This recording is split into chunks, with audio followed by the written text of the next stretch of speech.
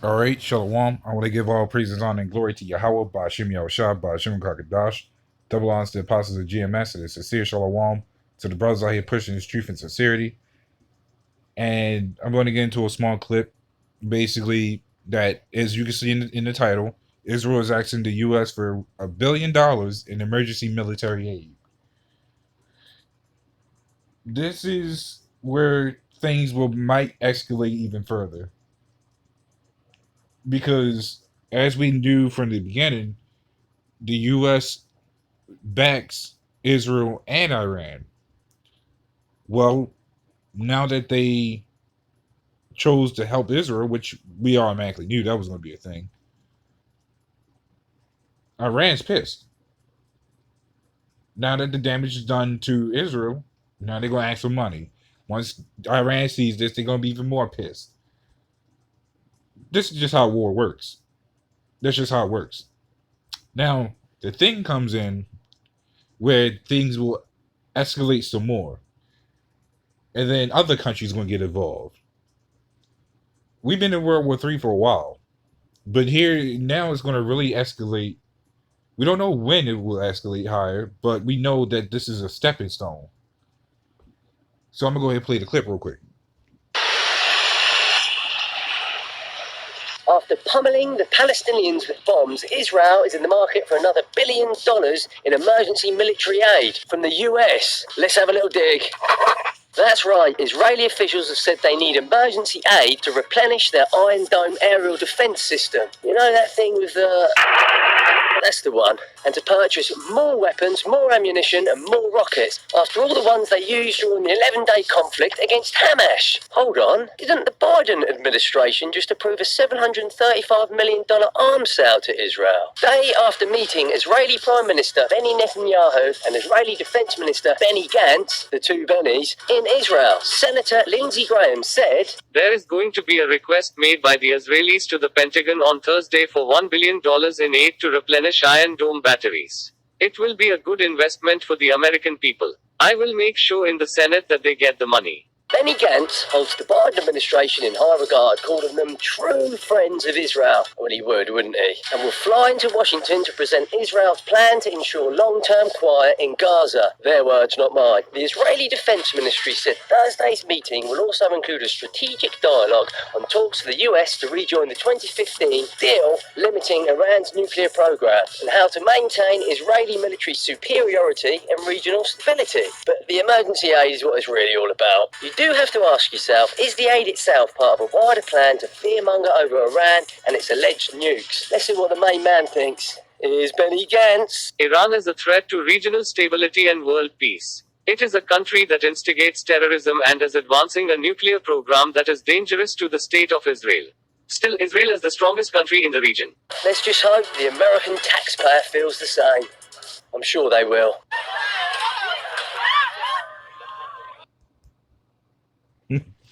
And there it is.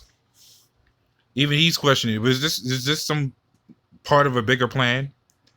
This is Matthew 12:26. It says, "And if Satan casts out Satan, he is divided against himself. How shall then his kingdom stand?" So when I read this isn't just talking about Babylon itself.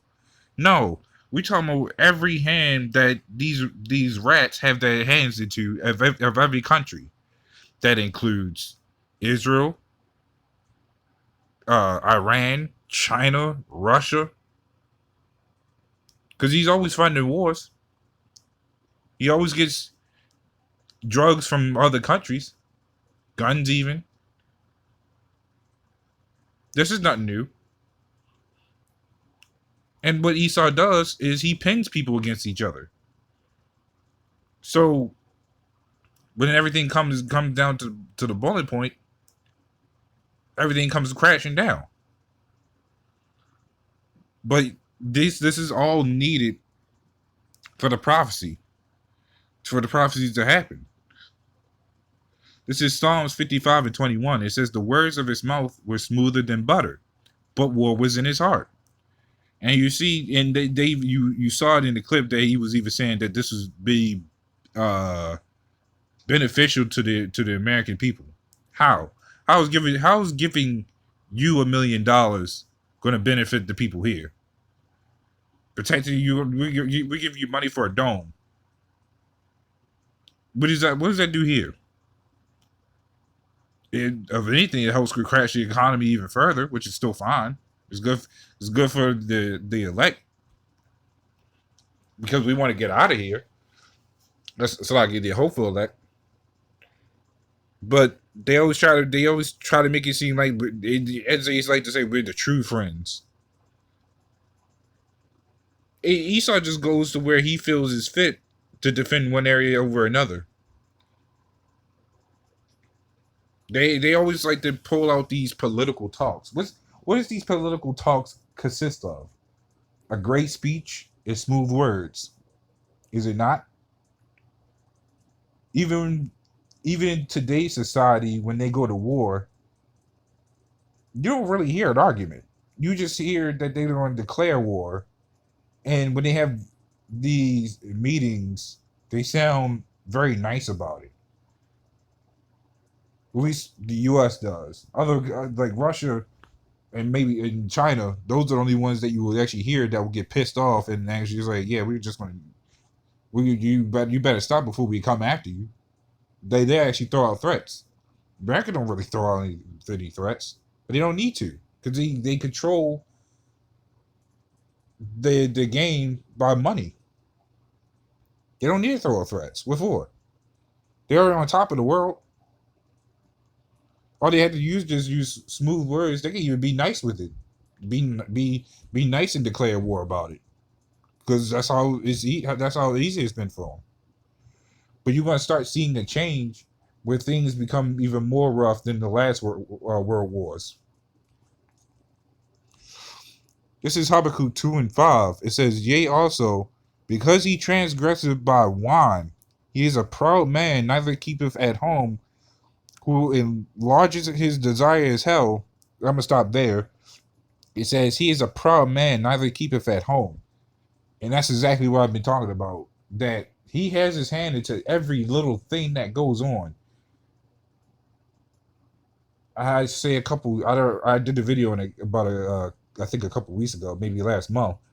But a Russian reporter was killed in Iran, or I think it was either Iran or Israel, and the U.S. had a hand in it. Come to find out, the U.S. had a hand in all of it. Why?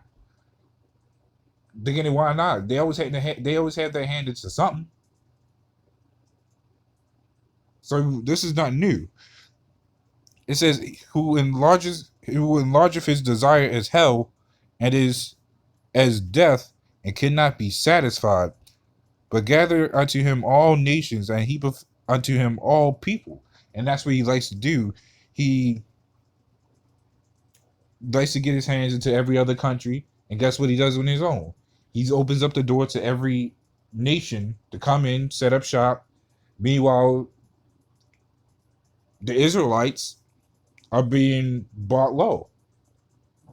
You don't see a lot of us owning businesses, making a lot of money like these other nations. You might see a few of us, but how much is a few of us out of the rest of us? Whereas these people can come in and out with shops, stores, businesses, fast food restaurants itself, and make more money than you think. These are the games that's always been going on. This shows you that this has always been proof that we've been at the bottom of the total pool. Even meanwhile, Jake is starting to catch up, but we're still at the bottom because it was meant to be until this place is ultimately destroyed. But we're seeing these prophecies unfolding and pushing forward ahead. We're seeing World War III coming up. We're watching these things. These people here, they ain't watching nothing but BET or anything that goes on inside this place. They're only worried about the things that goes on inside this place. Meanwhile, we're showing the stuff outside this place. That's what makes us different from a lot of people. Because we'll show stuff like this. We'll show that, yeah, this is what's really going on that you people don't know of. Because, again, It's not really their fault. It's just the Lord made it that way. The Lord will send us out here to wake up his flock because we've been hit with the docile state. So the Lord's sending us out here, Lord will the elect, to wake up his elect and his followers that's coming under the name of his banner. So we can get out of this place. The same people that's seeking salvation to get out of this place. Because that's what we need. So we push that these things need to happen because of this prophecy. If these prophecies ain't happening quick enough, as these people like to say, then nothing goes on. And so be it if it doesn't happen right away. It's not supposed to. That's why we constantly keep coming out with information. But the time will come when this place falls. And World War III would be that time to do it. So that's pretty much all I have on that. So with that, shalom.